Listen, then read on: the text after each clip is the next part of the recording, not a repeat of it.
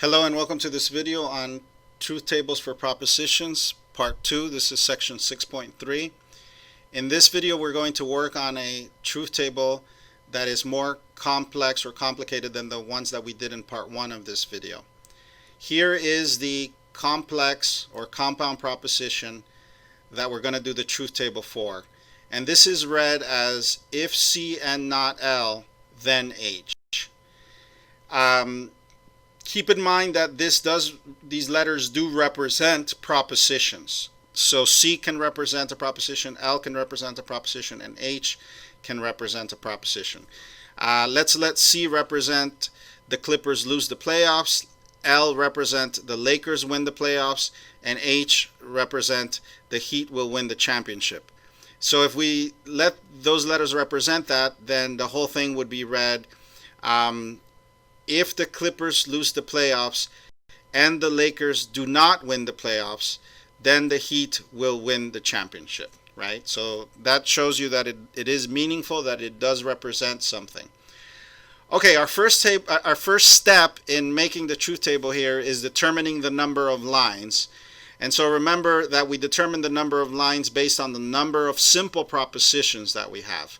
Okay, well, we have three simple propositions here. We have C, we have L, and we have H. Those are our three simple propositions.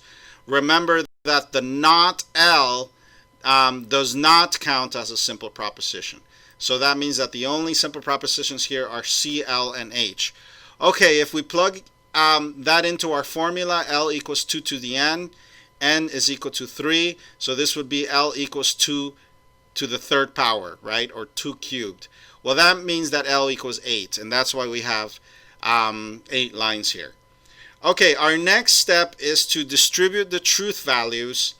And so remember that when we do that, we think about how many truth values there are, and we know that there are 2, and we look at the first column, which would be the column under the C, and we basically just split the truth values in half. So we're going to have, since it's an 8-line truth table, we're going to have half true and half false, right? And then for our second column, which would be under the L, we're going to have those split up in half, right? And then we do the same thing under the H, right? We split the ones under the L in half. And then remember, the ones under the H are going to be the ones that are alternating. Okay, so when we do that, that's going to look like this. Notice that we have, look at the first column under the C. Notice that we have TT, TT, FF, FF. So that's the truth value split in half. And then look at the second column under the L. And we basically have taken those on the first column and split them in half, right? So we took the top T's there, the top 4 T's, and split them in half, and that's why we have TTFF. And then we did the same thing for the bottom 4. We took those 4 F's and split them in half, and that's why we have TTFF. Okay, and then we did the same thing for the last column. We took the ones under the L column, TT, and we split those in half, so that's why we have TF. Then we did the same thing for the FF over here, and that's why we have TF. And then basically that means that the last column here under the H will be the alternating. And so remember, in our initial distributions, the last column is always going to be the alternating one, the last column for the last simple proposition. Okay, so now it's just a matter of computing everything. And so the question is, where do we start computing everything?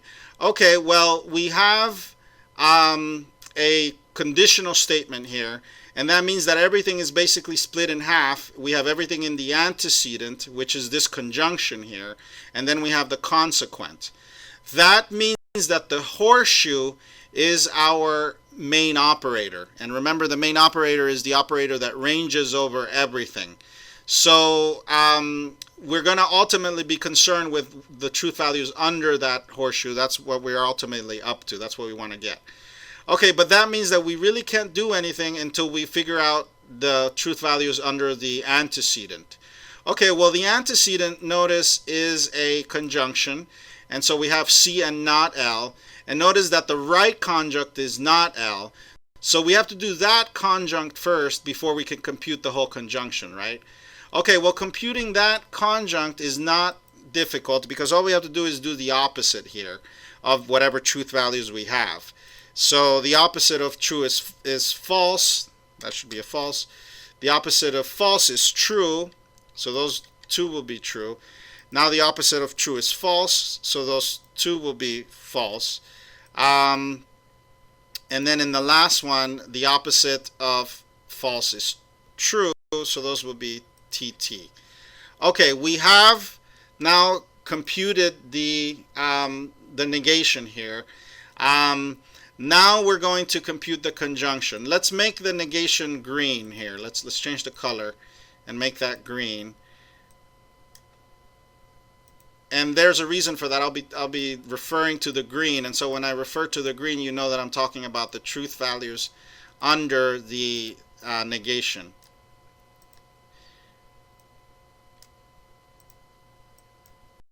Okay, so now we can compute the conjunction.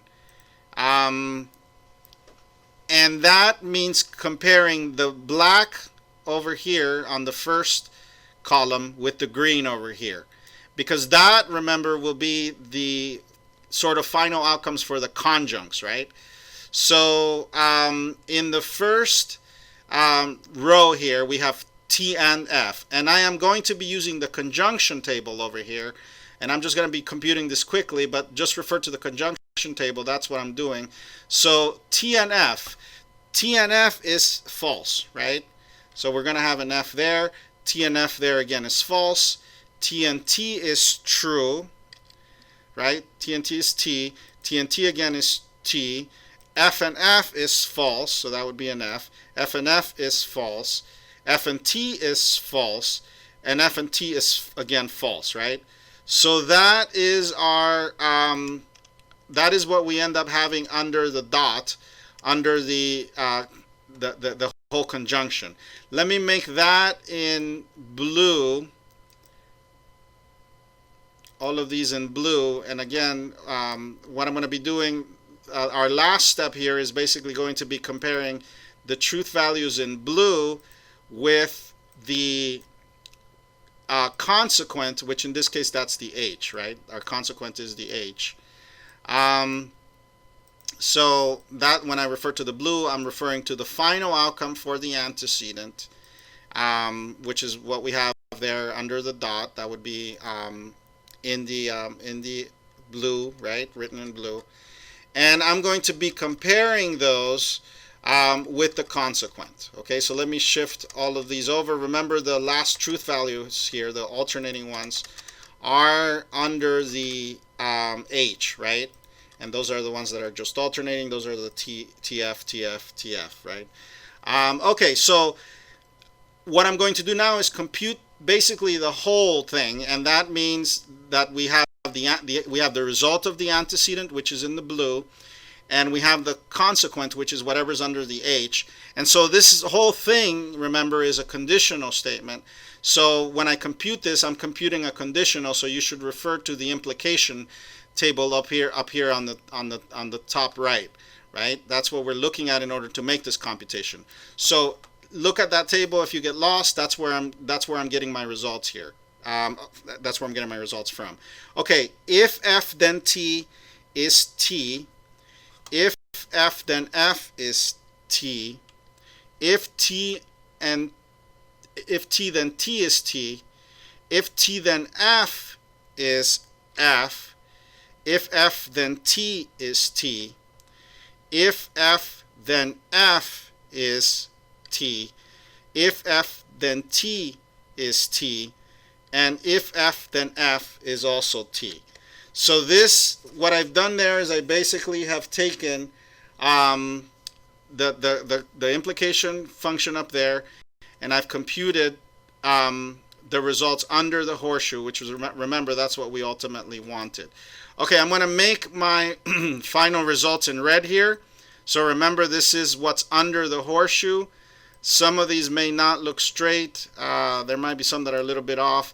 But the main point here is that everything under the red, everything in red, every truth value in red here would be what would be under the horseshoe, and that is our final answer. That is the final answer that we want, because it's the truth values under the horseshoe. Okay, in our next videos, actually there's only one more video for this section 6.3.